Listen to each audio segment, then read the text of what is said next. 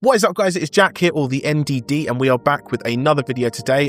Just a sort of slightly different vibe from the chess content that's been coming out recently. It's just going to be me chatting to the camera.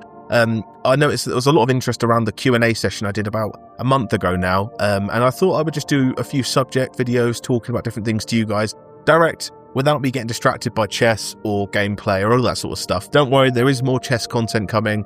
There is going to be some video game content coming soon as well. But I wanted to sort of focus on subject, chat to you guys, do a bit of an unfiltered, just waffle on about, you know, what I'm thinking about the subject in particular. Today I'm going to be talking about imposter syndrome because it's something I've dealt with even now, but my entire career. Obviously, you guys know I started my career back in 2014 as an apprentice, and then did a software developer apprenticeship in 2018 now.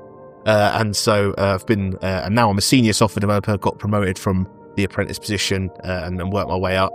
And I still think I can't even do the job, right? And this is from someone who's been doing it for however many years. So, you know, for me, I just wanted to sort of talk about that and say that you aren't alone if you think you can't do it, whether you are studying yourself and you think you're not bright enough to continue studying the subject, or whether you're a junior and you've been working the role. I just want to say that you are most certainly good enough. Honestly, a lot of the time it just takes just believing in yourself and sticking at it, which is so cliched, but sadly it is true. The one main thing I've learned is that pretty much everyone, if you actually break them down and speak to on a personal level and get their defenses down, they will be just as confused as you. Even the most genius developers I've met, they still have plenty of times where they're scratching their heads and they don't know, what the answer to a question is, but they will just give the right answer to please the person asking the question, if that makes sense, right?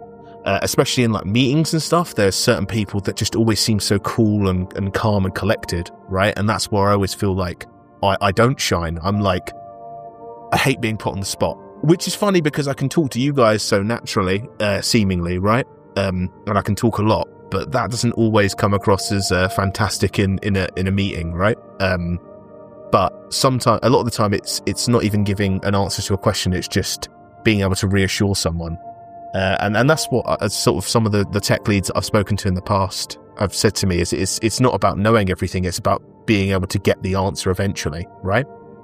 And that's what, if you're in this spot, that's what you need to learn. Right, just like myself, is you definitely can do it. Software development. Sorry, it's a tough industry to get into, sure, but I think if you are passionate and you enjoy it, anyone can break into it. I genuinely believe that. I think there's so much free online material. So I'm not plugging anything today.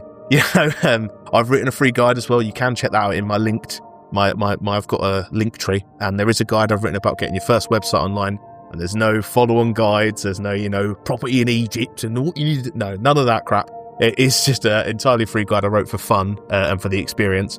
But there's tons of free material online and YouTube tutorials, hours of fantastic YouTube tutorial content and free online videos.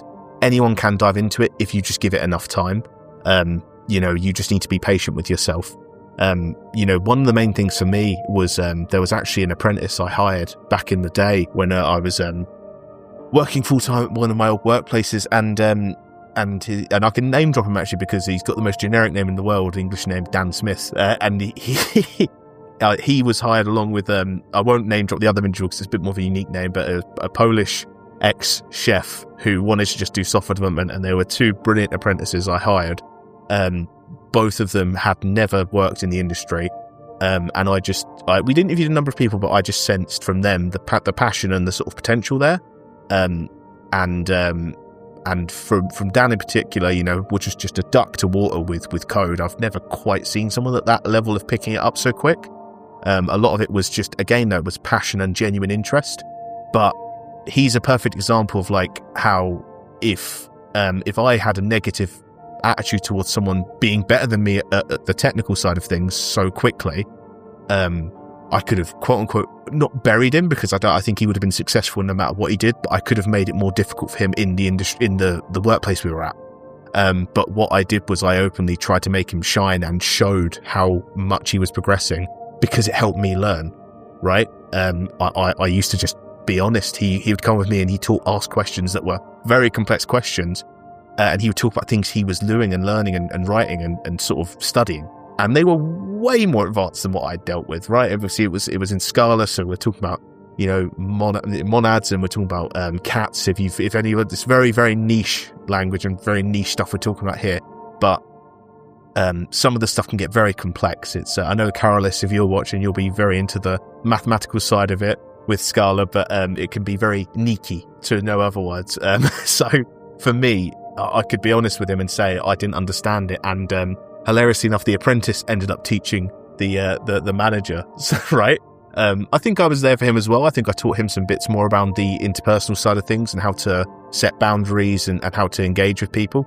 You know, he didn't need to really learn how to talk from me, but I tried to help him with what skills I had. But, you know, for me, I think one of the things that's helped me with imposter syndrome as well is just accepting help of people. And I think, again, communication is the clearest thing. If you're honest with people often, if you're struggling with something, you know, be open about that and admit it. And if anything, if it highlights that you're working with the wrong people, that it's better to get that out of the way sooner and know who to avoid, and know that you're maybe not in the right workplace, that you're not in the right team, or you don't work well with certain people. Because for me, when I was younger, what I would do is I would try and study a subject, and then immediately I'd be like, yeah, I get this, I'm good, right? And I wouldn't get it at all. You know, after one explanation or having it explained to me, you know, through a conversation rather than doing reading or writing the code myself, you know, because we all learn in different ways, you know. So I guess we're going to sideway into another random bit of advice that could be useful, right? Is when you're learning this stuff or trying to get better, don't always try and learn it in one way. So if you're not learning well through watching a video on it, try and do some reading on it, read blogs about the subject. If it's not going in through blogging, try and actually look at the piece of code or what you're working with in a working environment and try and play with it, mess around with it, break it, whatever, right? Like, try different approaches to unlock the key in your own brain. You know, in terms of a quick fix for the imposter syndrome side of things, I think just always be developing yourself, always be getting better. And the real secret is, it's a bit like a lot of mental health stuff, it's just learning what is your brain trying to play tricks on you, and what is your head giving you these stupid messages they shouldn't be giving you, and where you have to just sort of chime it out and just say, shut up, I know I'm good at my job, I know I can do this, etc., you know, positive reinforcement and all that crap. That's what's worked for me.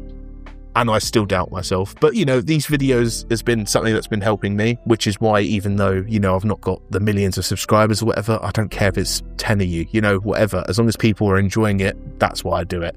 I noticed there was a really lovely comment left earlier, actually, I think it was Claw, and said, oh, when I upload a video, you know, it's going to be a good day. And that means the world to me, that people enjoy the content, they're relating to it, you know, and they just enjoy me waffling on. If that brings one person a bit of joy, then I'm a happy person, right? And it's all worth it.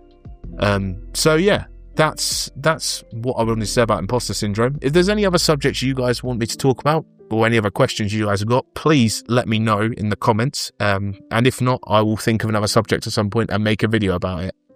There will be a chess and chat coming up soon. I might record one after this, actually.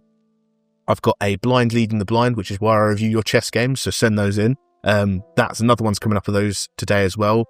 And then at some point I will be playing a video game when I can get around to getting the software working. So yeah, that's all for today's video, guys. I really appreciate it. As always, have a lovely rest of your day and take care, everybody.